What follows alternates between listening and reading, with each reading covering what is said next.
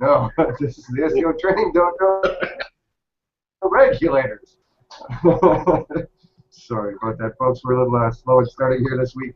We were just busy yipping about hockey.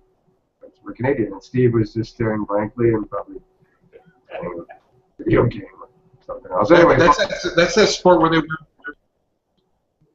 close enough, man. We'll go with it. Why not? To hell with it.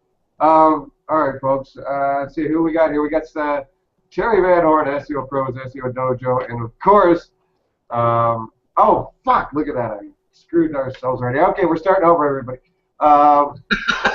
What's your fucking website builders? What is the domain again, man? Oh my god! See, I'm trying to pump you now, and I can't even do it well. What's your domain name, Terry? DaveSidekick.com.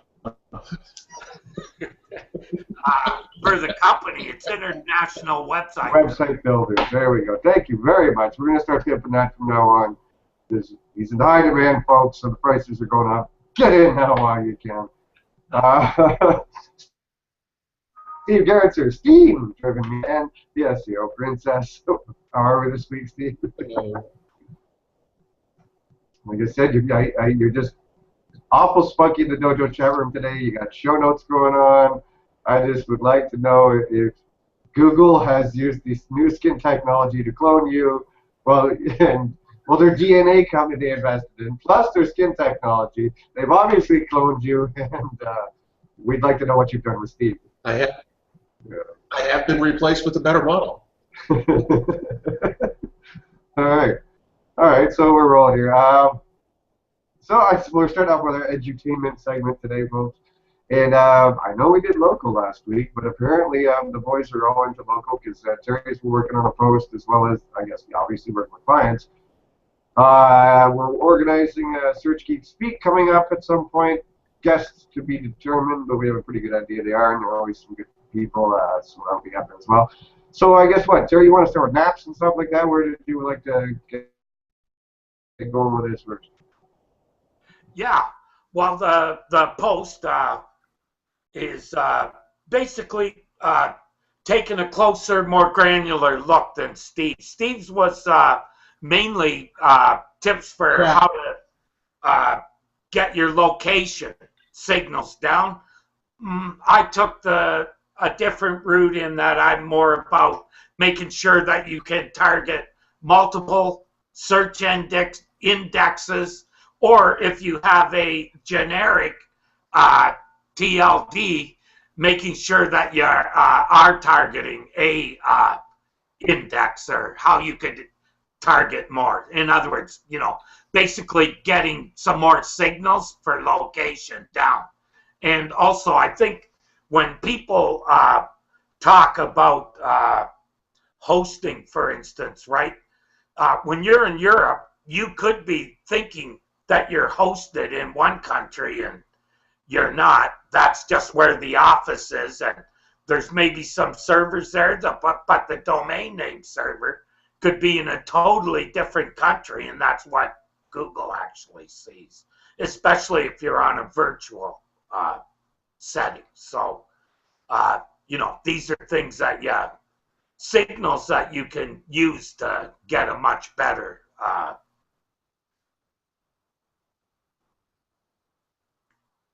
more visibility.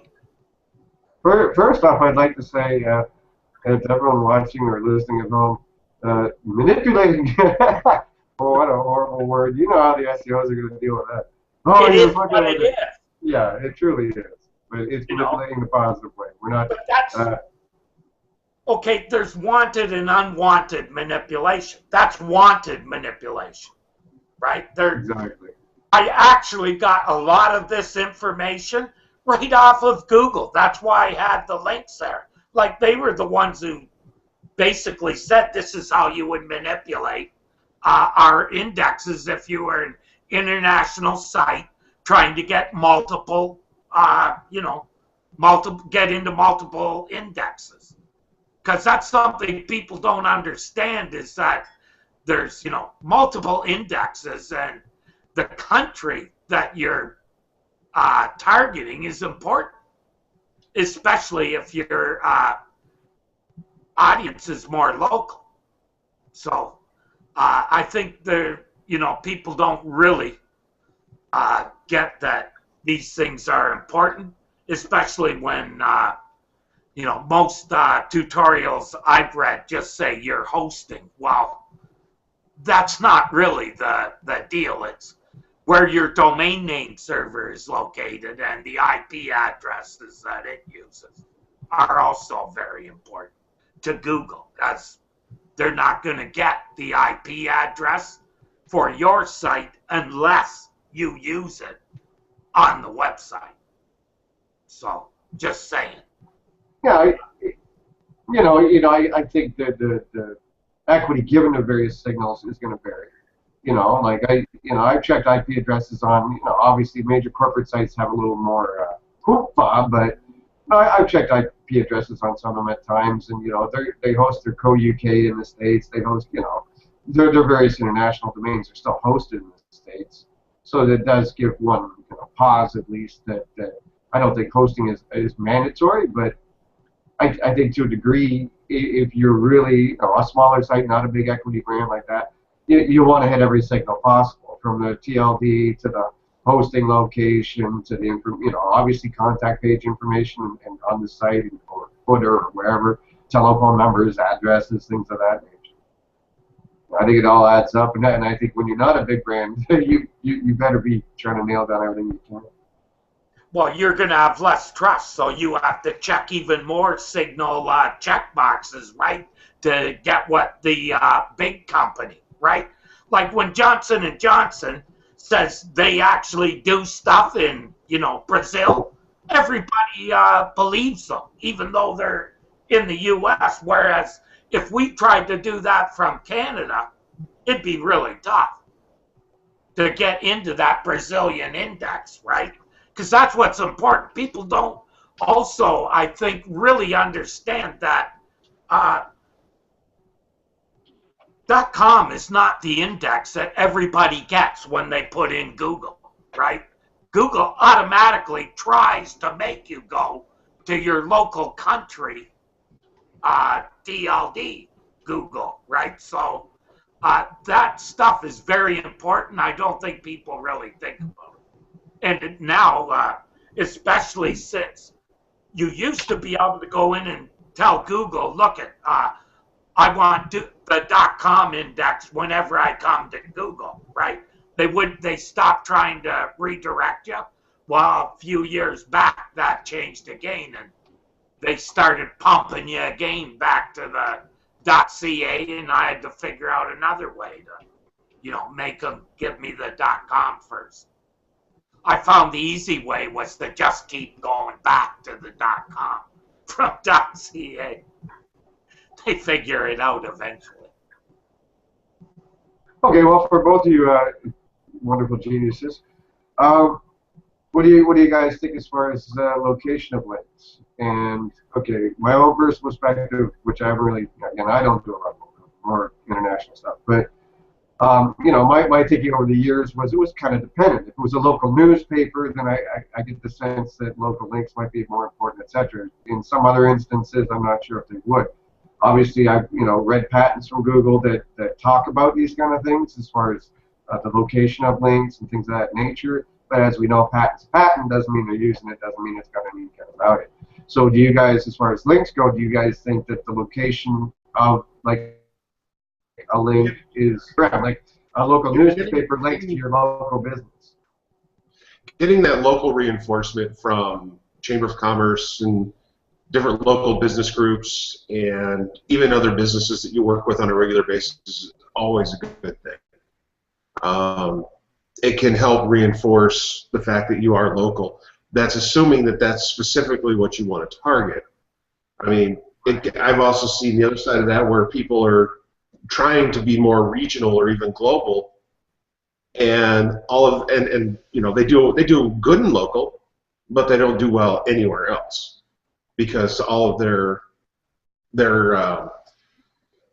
all the evidence that they exist is local. There's nothing outside of that, so you have to make sure you kind of balance that like anything else.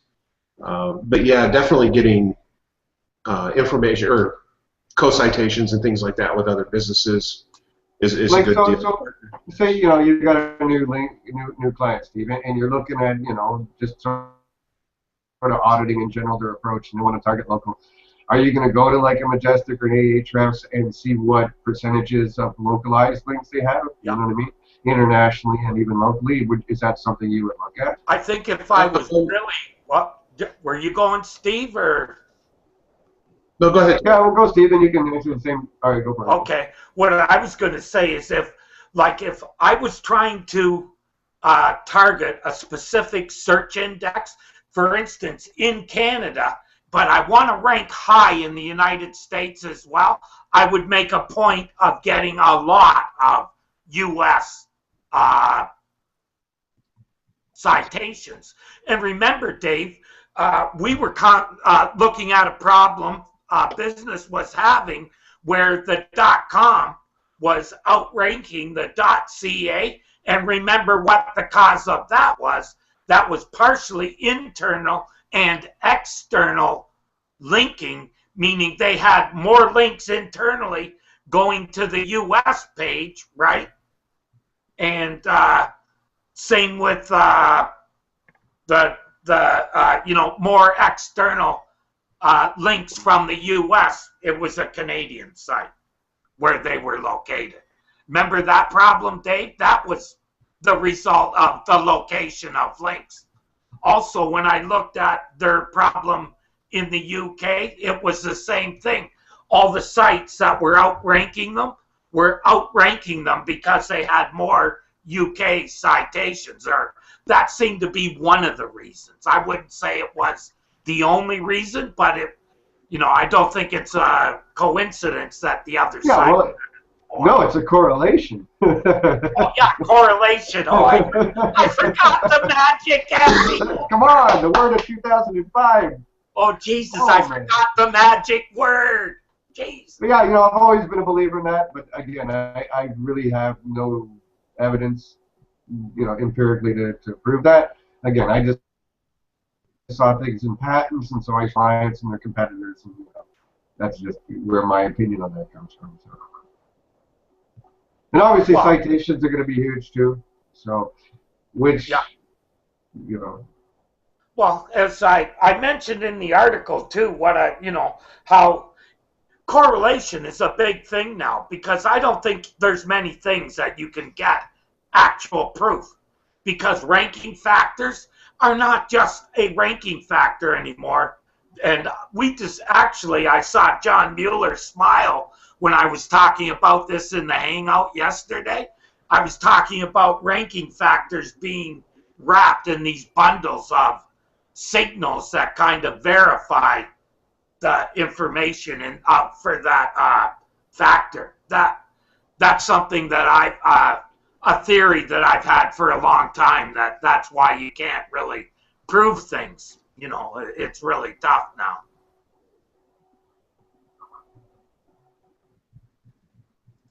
And also why I get real upset when people start saying stuff like, scrolling on a page is a ranking factor.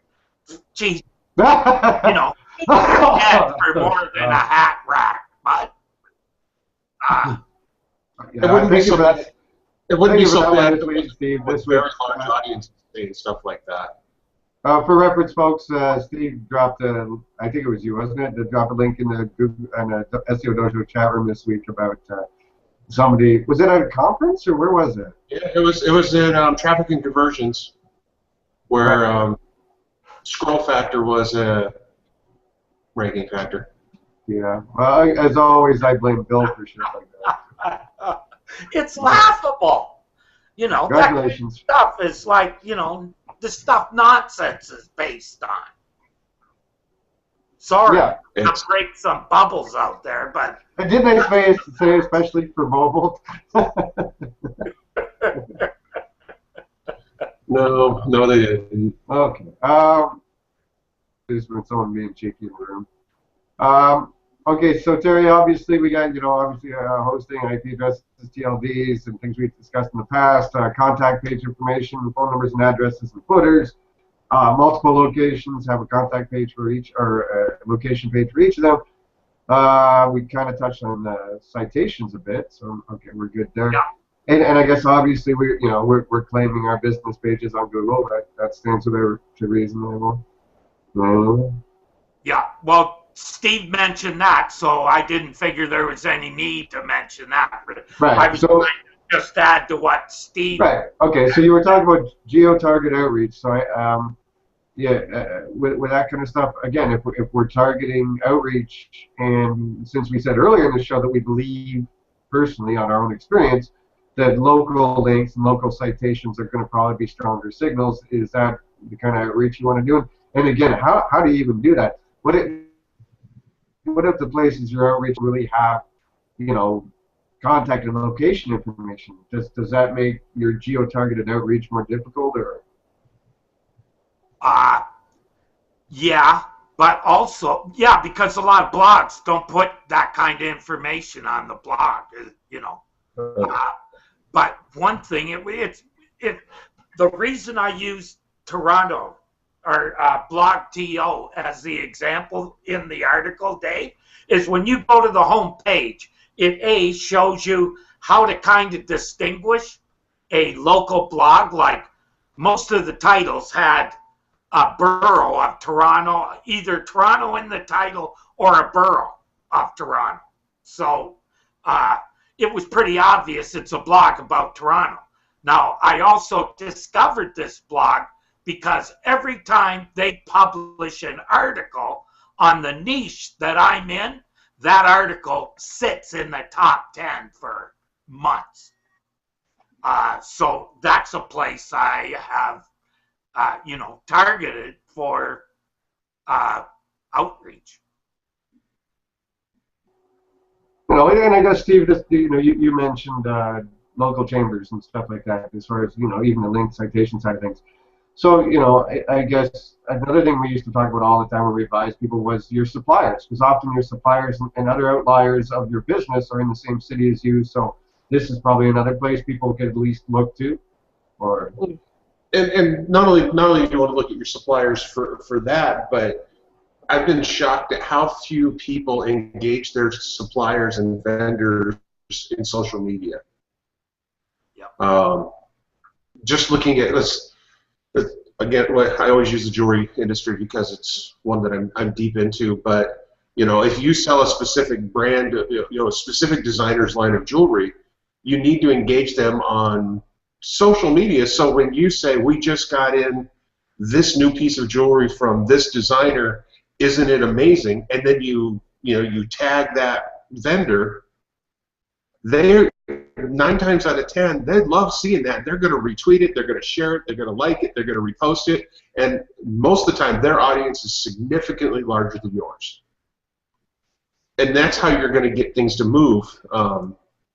So your vendors are like a huge part in everything. So it's like another take on the old, do an interview with 15 experts, because the 15 experts will tweet and share that and whatnot. It's just another angle of doing that. It's getting people to open up a little bit as well, because a lot of people don't want to share who their vendors are, because they're afraid some competitor is going to swoop in and start selling the exact same product to their customers. And if you're that worried that somebody new can come into the market and immediately take your customers, then you need to readdress your business profile, because you might not be doing it right. You're counting on your competitor not finding a manufacturer in their niche. That isn't very likely. At least if that's the way they compete, they ain't much competition that you have to really worry about. So I'm playing a little game while we're here in the SEO Dojo chat room, since I'm pretty sure Terry keeps his Skype closed when we're on air. And the game I am playing is called Let's Stump Terry. So our first question comes from a character named Doc Sheldon. He says, what's the GNP of Slovenia, and is it a ranking factor? Okay. Cute. Non-relevant to my life. Yeah, troll. You've been doing that. I guess more relevant is Bill Bean is asking, Terry, when you mentioned the obvious about a blog's geo-focus, is that regarding what's obvious to people or what's obvious to Google? I would say both. One of the things that Dave and I actually had kind of verified by a Googler was that the homepage of any blog tells a lot about, provides a footprint that Google kind of uses to decide if you're one of those blogs that might be taking posts for money or be just a place that people go to promote their posts. So, and one of the things that they told us they looked for was a site that was not really for a specific niche or had no kind of focus. It was like, you know, what you would think. Whoever will do what we want, we'll give them, you know, they can post. So, you know, that's not necessarily, I'm not saying that's bad. I'm just saying that's not something that Google really wants to see. I'll leave it at that. But yeah, you know what I mean? Talking about too is what if the blog in question doesn't have all the signals that you're talking about sending, but they talk about a location like Toronto a lot, but it doesn't have Toronto in the domain name. It doesn't have. It's not hosted. It's been hosted in the States somewhere. Whatever all the other signals are missing, is that a relevant target for you to reach out to? If the topics are about Toronto, Google could definitely figure out a theme. Like if every article was about Toronto, I don't think you would have to have that in the titles and stuff on the page. I think they would figure it out. So if I had the wanderinggypsy.com and I hosted it in the States and I wasn't hosted on a CA, but I wrote about Toronto all the time, do you think that those signals are going to still transfer enough equity to Google, or is that probably one you're going to pass up on your outreach?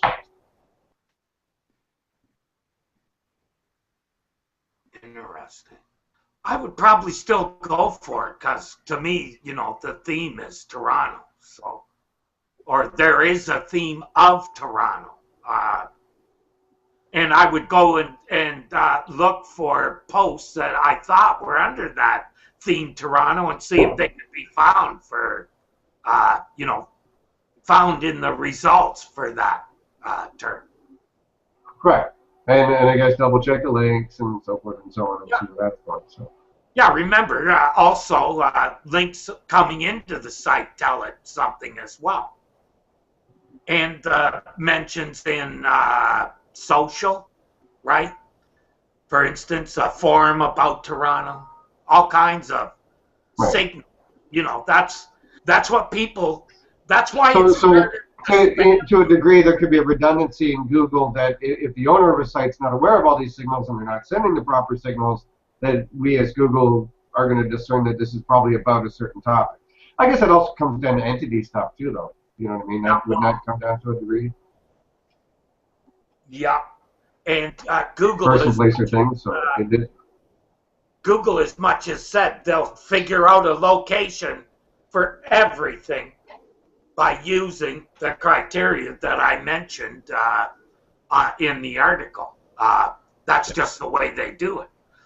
In their posts, they named specific, and you could almost see it as that's how they also prioritize the information. With one of the surprising signals was the information on your page, on your Google, on the business's Google Plus page. They were using that as well in determining location. And they're really good at that, unless you're in shared location or virtual office or. Right. In which case, and then they're horrible at it. See, one thing that I'm very interested in what goes on with Google and virtual offices, for obviously because one of my clients does that. So, yeah, that's very interesting, and that's why I'm so, you know, always looking into different ways to let's just call it manipulation. Manipulate these signals Yeah. for increased. Okay, so let's pony onto that. Bill Bean was asking a secondary one, which I think kind of ponies along with that, which is geo another aspect of topic focus? And again, to me, that becomes this whole entity thing, because a location to Google to a large degree is still an entity, a person, place, or thing. So it's a place that's associated with a person that might be associated with a business. So you're literally, topic focus, I guess, plays into that as far as entities and what you're discussing and things that so I assume geo is more than just geo itself, but it is actually a topic focus. Or can be, at least. You know what I mean? Again, if you're writing about office spaces like you are, then obviously the location of the office space at times is going to play in topic focus. These slippers, I don't think the geo is going to always play into the topic focus or anymore. Yeah. Also, one thing that always that I thought about when I first started reading about local back in the day was that they try and associate a page with local too. That's why it's important to have your location and your NAP on every page, because that's almost like giving that topic focus for a location as well. Because remember, that will be in the page, on every page that you are writing on.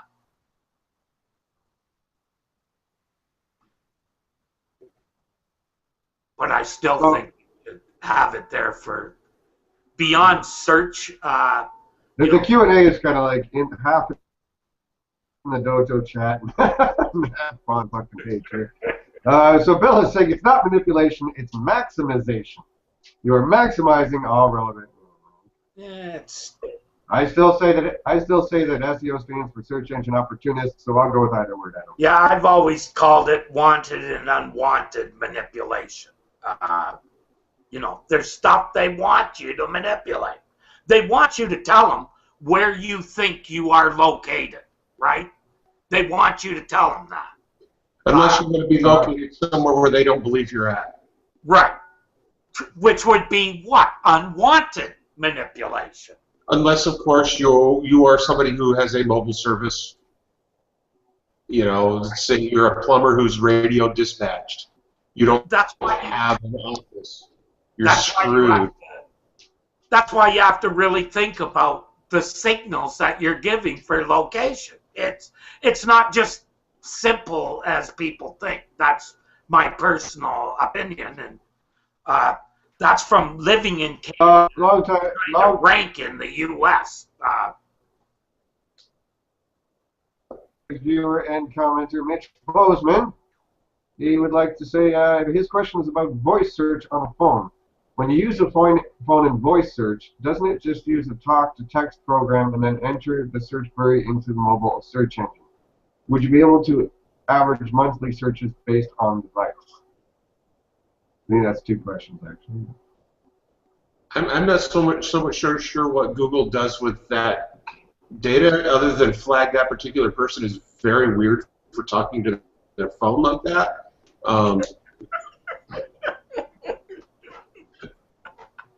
And release lots of, and put them on the list for the test releases of any kind of voice search beta stuff. Right. I don't know that it gets segmented out in any particular way. It should still come back as a standard mobile search, whether it's typed or voice. Right. I would imagine it gets converted into some form of a text query as far as the database is concerned. Right. It is giving you a text result. Oh, I'm sure the mobile index is past a text string to search on, for sure. As far as getting the average monthly searches based on device, I believe you can set up a custom report. I don't know if it's out of the box right now, but I'm pretty, I know I can. But you can set up a custom report that your second tier, when you click through, let's say you're doing a traffic report and you click through, you can have your second tier based on device, etc. So I'm pretty sure you can get that kind of stuff. I don't know if it's out of the box with Google Analytics, but pretty sure you can do it apart from the phone. In the behaviors, you can also segment by landing and exit screen rather than page, which I think is how they do mobile. They call them screens. That way it handles all the different devices. So yeah, I think that might be one way you can kind of figure out that information.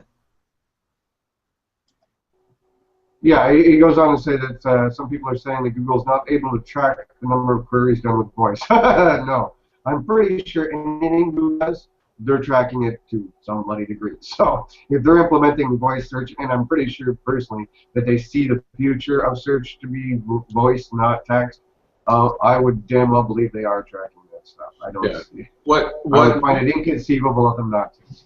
What Google sees and tracks and what they let us see and know that they track are generally two wildly different things. I'm sure Google has exactly how many people use voice search versus search. You can. They would have to know that so they could know where to put their resources as far as where do we put our research money, into voice search or text search. I'm sure they're looking at that for that reason. We're burned through the first half hour of our educational segment. So anything you want to roll it up into there, Terry? I know you also had the NAP stuff on there. So obviously that's important. And definitely, folks, you want to learn more about any of this, Terry will be hosting a Friday chat. You're on Google Hangouts for the SR Training Dojo on Friday, 1 p.m. Eastern, same channel, same place. And we'll be getting into a lot of this stuff for a couple hours more deeply. Anyways, what would you like to roll out before we go? Where are we going?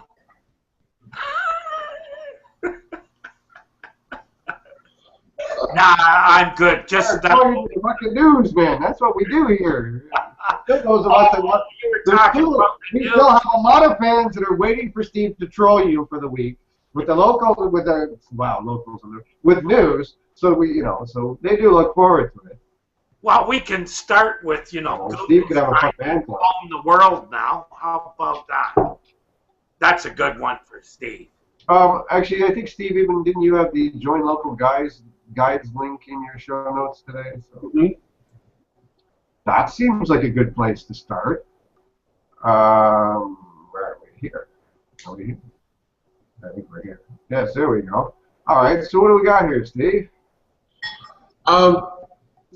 Google is making another run at Yelp, and the way they're doing that is by letting people sign up to become Google local guides. And basically what this is going to give you the ability to do is post your reviews on local businesses.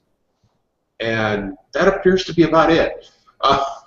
So, you're going to, I don't know what the vetting process is. I didn't bother to fill it out because I assume they've got me flagged as an SEO and they don't want me anywhere near their review process.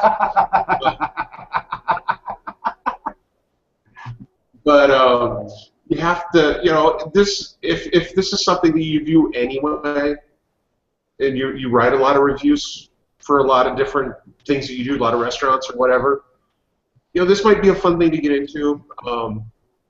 If you see somebody in these local guides showing up more and more often, you might want to reach out to them to come and review your business.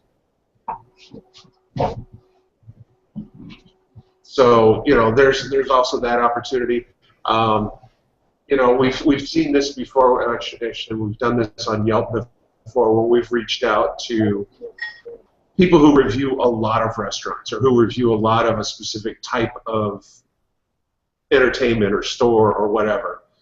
And what we've done is you reach out to them and you say, hey, come review our stuff. This might be a gift certificate for dinner or something, just to get them in and get that review. Because we already know that somebody with 180 reviews on all kinds of restaurants and local businesses their review is going to carry more weight than somebody with no profile picture who just logged in and gave it a 5-star rating and went, "This is great." So, you know, that type of outreach is a good thing, and the fact that Google is going to give that to us as well, thanks. Glad I could show you how to abuse that before it even officially really got underway.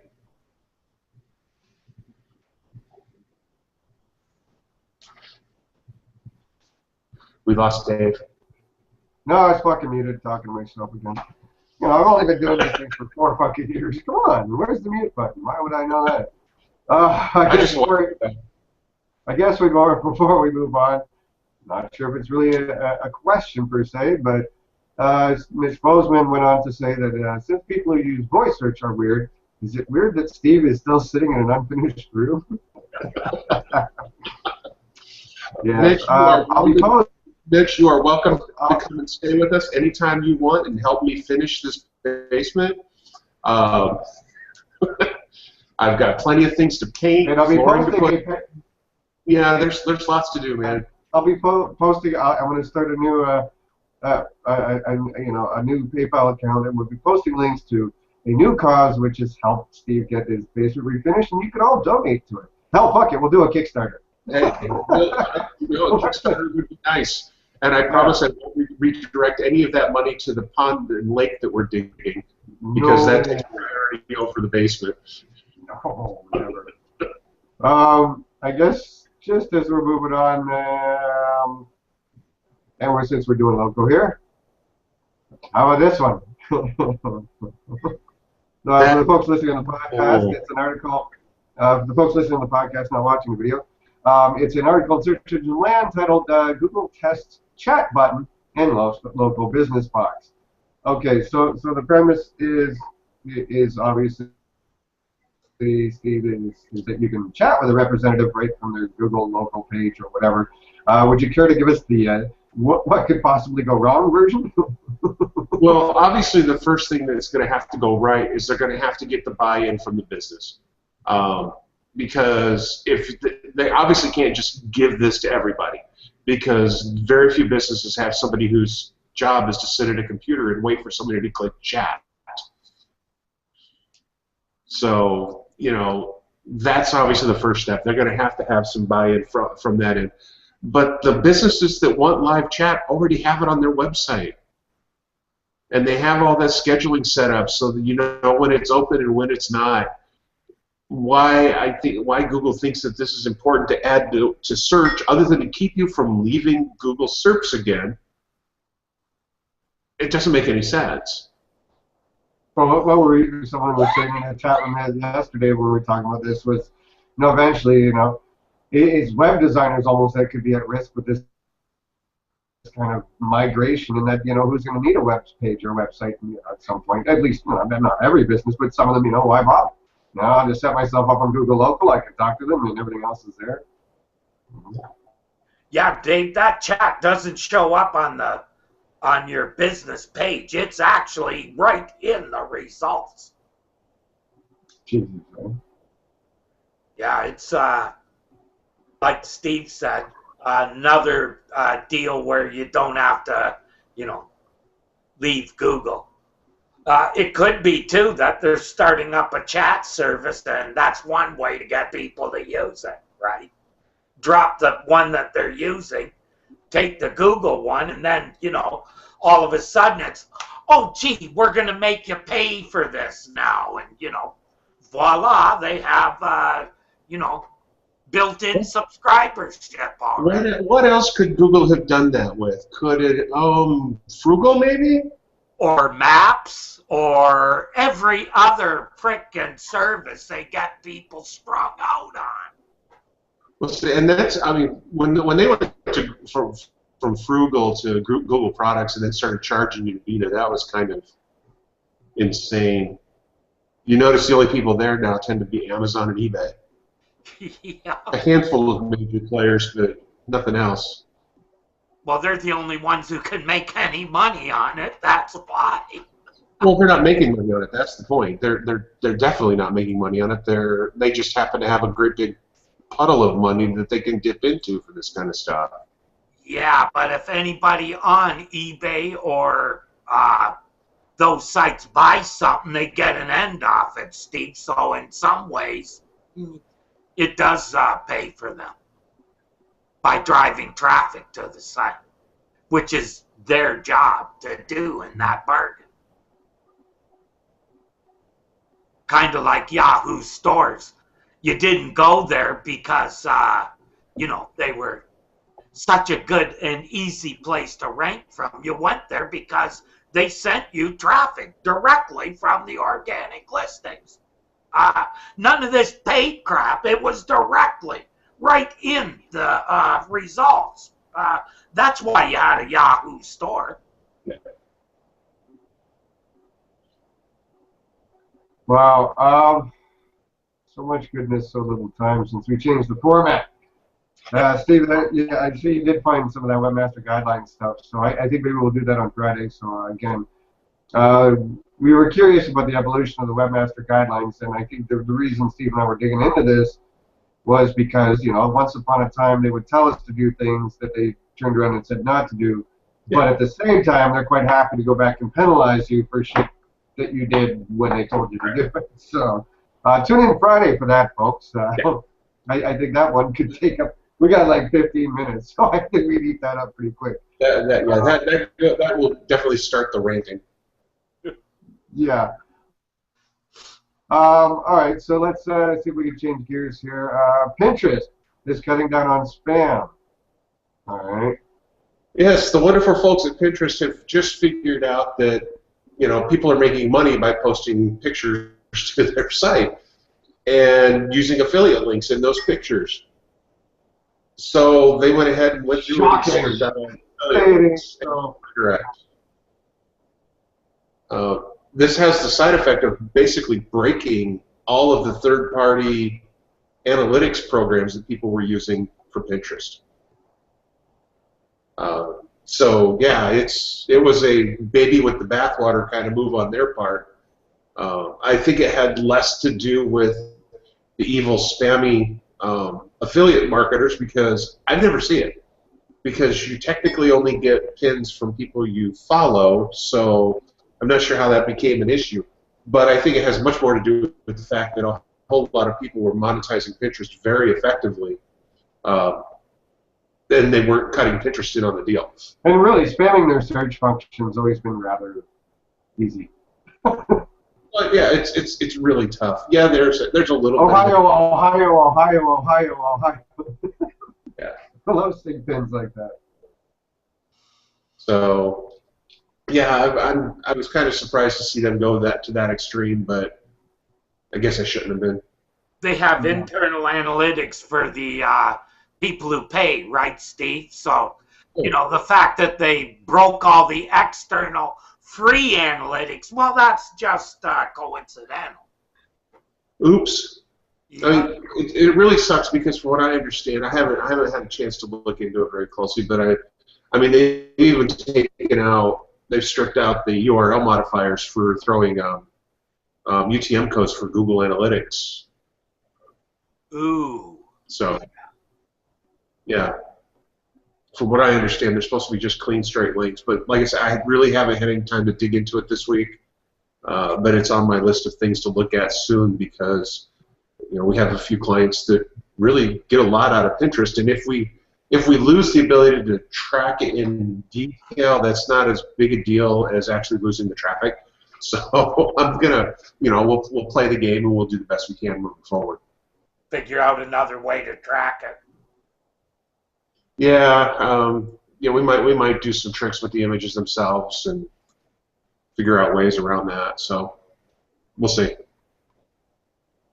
All right. Well, in other news, YouTube tightens rules for brand-sponsored videos.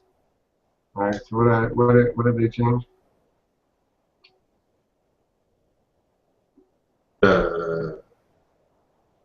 Wow, that's one of your fucking links, man.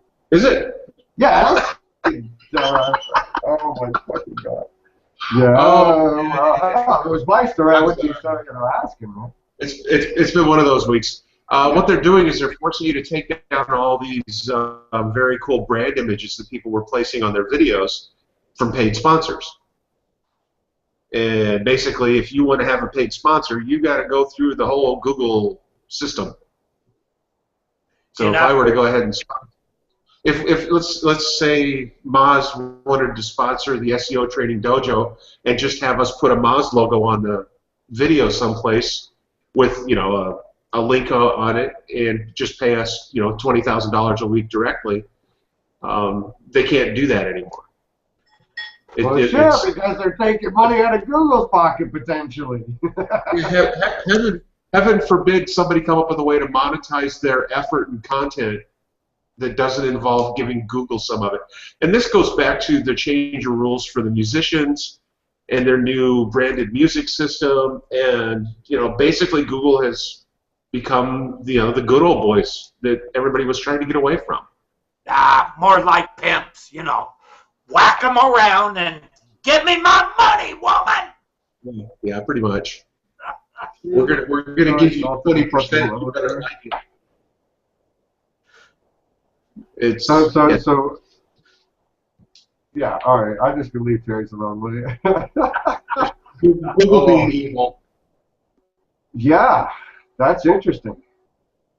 There's no other it's just flat out evil. But Dave and I would still be able to have our logos for our stuff, like for the dojo on our videos, right?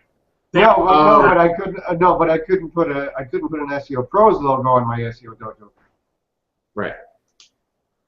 And I'm not even. Yeah, I'm not even sure. Again, this is another one of those. I've only had a few minutes to look at it, but I'm not even sure that that's true. I don't even know you can put any logo up there now.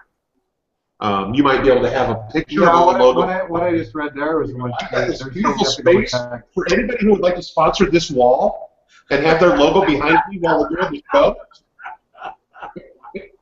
I would be more than happy to rent that spot out to you for a while. Man, you got me thinking now. You had that thought too, Dave?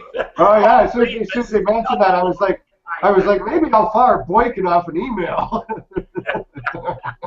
This is one advantage of having an unfinished room to work in. I can do anything I want until my wife tells me I can't. Well, I'll just go with the Em and John's green screen, and each week I can change it behind me. There we go. Highest fucking bidder. Oh, Jesus. All right, what else do we got? I don't know, Steve, you pick one. Vietnam, or has your site been hacked? I don't know. Pick one. Come on, I'm so excited. Steve's got show notes. I'm just getting all crazy here. Well, I guess the site's been hacked. We can run through real fast. Is that Google basically categorized a whole bunch of sites as being hacked that weren't, I guess, really is the story there. And in an effort to help those sites that have been miscategorized as containing malware or having been hacked, they've given you a form that you can fill out and tell them they're wrong.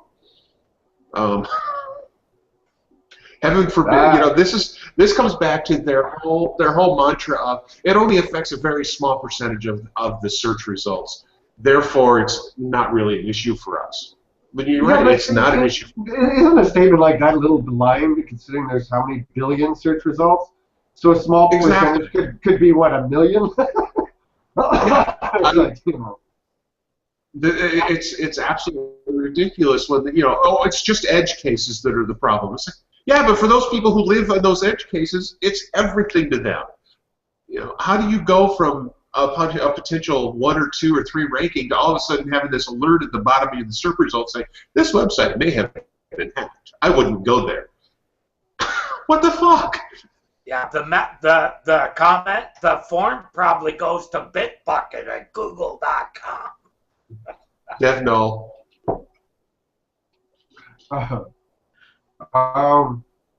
In other news, apparently the Lizard Squad is giving up on just being up on video gamers.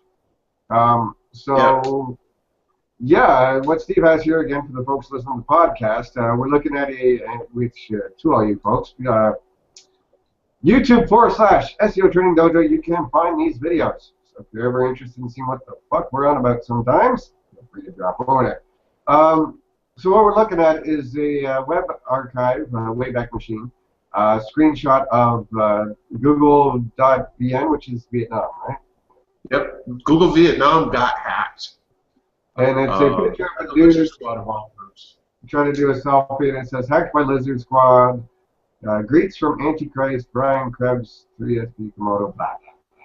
Yeah. It wasn't hacked for very long. I mein, it was a very tiny window of time from what I understand. Oh, and they put an ad for DDoS's up there. I just thought it was pretty amazing that, you know, one of Google's own sites was taken down, even briefly. Yeah, did they mark themselves, I wonder? Yeah, that's Absolutely. I did actually notice at first it was an ad for buying your own personal DDoS. Well, yeah, Lizard Squad's selling DDoS services at a very low rate, which is kind of amazing. Yeah, it's almost like going to fiber for. Dude, I thought come on. I thought Lizard Squad was doing this because they were white knights that wanted to teach these big businesses that they need to tighten up their security. Oh, apparently fucking not, huh? Apparently it's about fucking money like everyone else. Yeah. It's distributed denial of service attacks have very little to do with tightening up security and everything to do with the way routers and switches are set up on the internet. So it's for those not familiar with the Lizard Squad, they first made their prominence, I guess, late last year when they started DDoSing Xbox Live and PlayStation networks. Essentially, they were fucking with gamers. Freaking Christmas! Yeah, they did it on Christmas. One of the things they did, which is kind of shitty, was that they brought down PlayStation networking and Xbox Live, which is the video gaming service. They brought it down on Christmas fucking day, so all the new little kids who got their video games couldn't actually go play them if they were online or related. Most of them are because they need updates and whatever. So they essentially just ruined a bunch of kids' Christmas. Because the adults who might play games just went and did something else with their life. It was really all these kids they fucking. So apparently now they're hitting Google and selling their service. So much for the white knight shit. It's more just because we can. As long as we're beating up on Google, this morning I was looking at the new Google Flights. Have you had a chance to even notice this yet?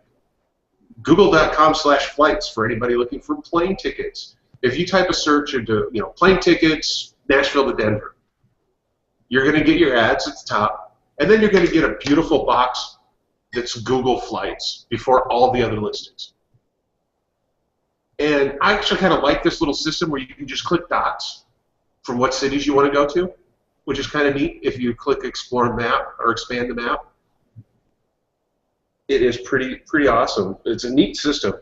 So you don't need to try to figure out, some of these websites still use the arcane 3-letter airport designations, which is tedious at best if you know about where you want to go, but you don't want to go to you don't know what specific airport. Chicago's like that, or New York. So you just connect the dots, and then it starts spitting out, ticket, date ranges and airfares and all kinds of cool stuff. At first, I was all excited about ripping into them again for stealing other people's business, which is what they're really good at. But at the end, where you go to get tickets, then it gives you a list of 3 or 4 sites that will sell you those tickets for that price. I think this is just a little teaser to get going, and probably in 6 months to a year, you'll be able to buy sign of things to come. Steve, remember, they also own one of the, what's it called, Sabre systems? The one in the UK, or in Europe, they own the, equivalent of a Sabre system in the UK. Dave, that company we work for, remember, we had that discussion as far as... it keeps bringing me back to why does Google keep trying so damn hard to be a content company? I mean, look what happened to Yahoo when they became a content company. Yeah, but the difference is Yahoo sent people to sites. Google plans on keeping them on Google. Yeah, it's like I said, it broke the understanding that we had with Google way back when, where we let them freely scrape our content in exchange for traffic. Yeah. That particular agreement's gone. Fonzie's jumping the shark on that one. Yeah, that's why I have very little guilt about breaking their rules. And for those of you younger folks don't know who Fonzie is, look it up. On Bing. All right. I guess before we go, Terry, let's you want to do this stuff with our boy Will? Yeah, I thought his post was pretty interesting. Well, it wasn't his post. It was an interview with Will Reynolds. Oh, okay, yeah. Friend of the show and great guy all around. Yeah. Had some good things to say. I think some of the stuff he said about the industry was right on.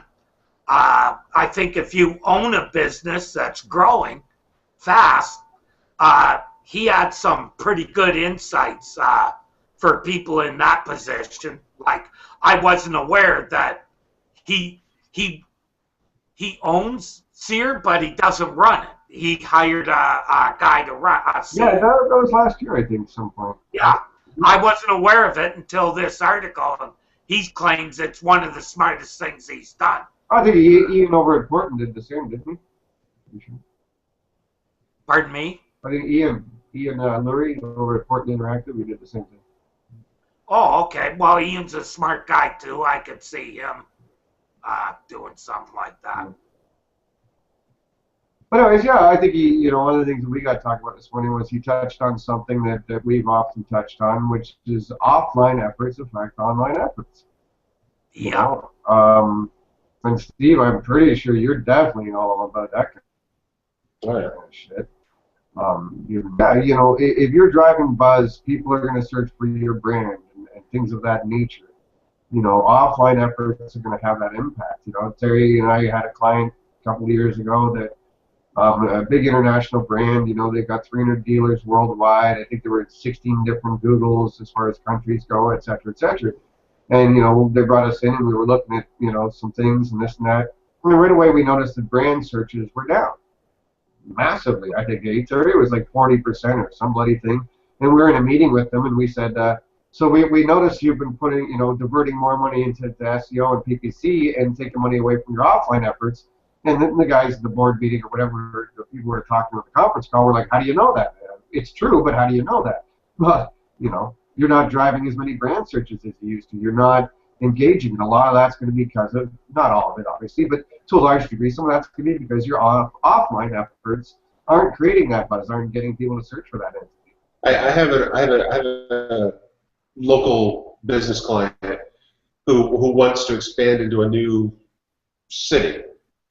And we were putting together a plan for them to get that exposure so that they would get more people coming to the website and picking up the phone, calling them to buy their product. And one of the things I had listed in the proposal was $300 a month for a billboard on the off-ramp. Yeah, have you read I got to ask you, have you read this article? No. He literally says, no, he literally, oh, did he? Yeah, because he talks about the billboard. And yeah, that is right. I laugh because you can get a billboard for a couple $100 a month in some places. Some places a little more, some places a little less. But I made some phone calls, found this little town is like, I don't even want to call it a suburb, but so many people who live there don't work there. They go to the big city to work. Well, when you come back, there's only one freeway that gets you home. And there's one off-ramp that gets you to their city. And there's a big billboard sitting there saying, this billboard for rent. Then I called them up and said, how much for the billboard? And they said, $280 a month. And I said, we'll take it. And, you know, that billboard drives more sales and traffic, more sales than anything we've done online for that area so far. I was going to say, for that price, lock up a 6-month contract at least. It's like $200. You know, they go, well, but you're an internet company. I said, no, I'm a marketing company. We just happen to be really good at the internet as well.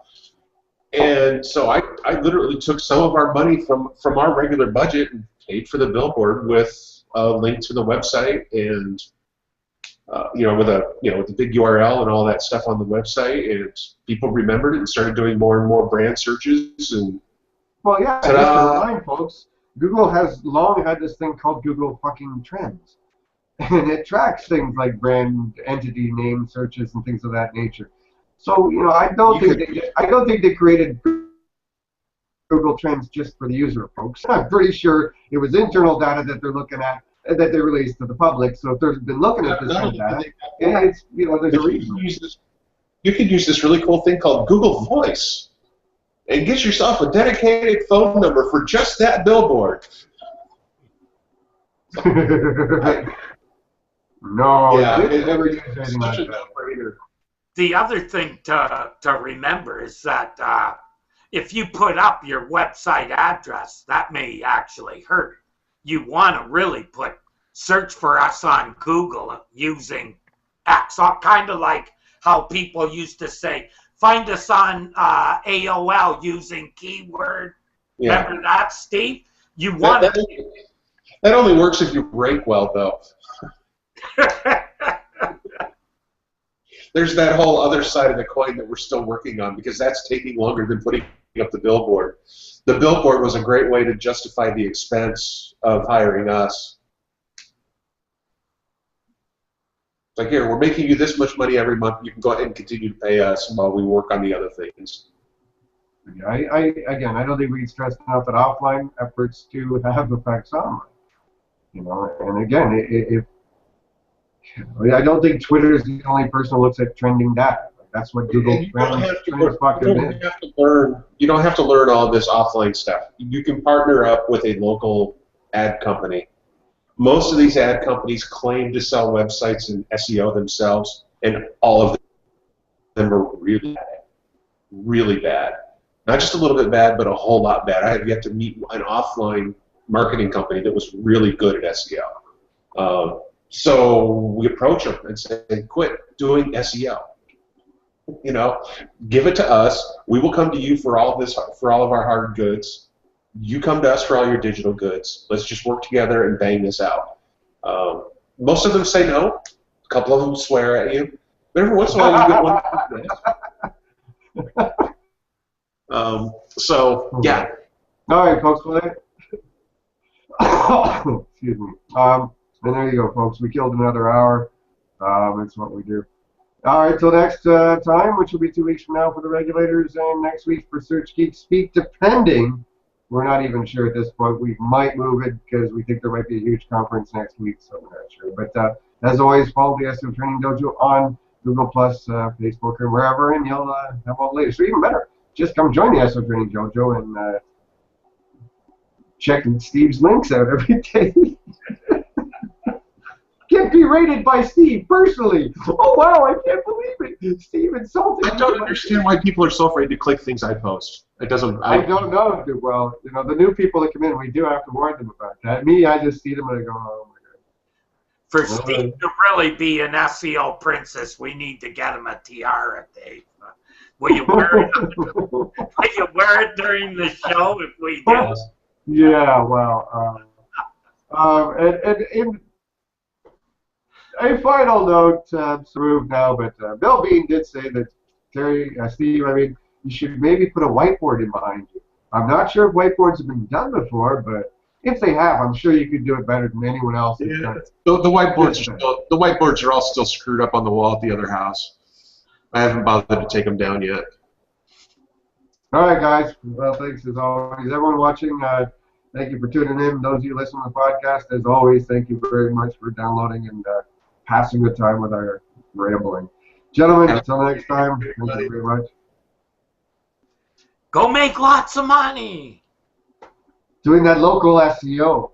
That's what we're all about lately, man. So, and of course, folks, if you're looking for local SEO, SteveDrivenMedia.com. Terry Van Horn, you all know where to find him on everywhere in the web. So track him down, give him some business, and that's it, boys. Till next time, we'll see you then.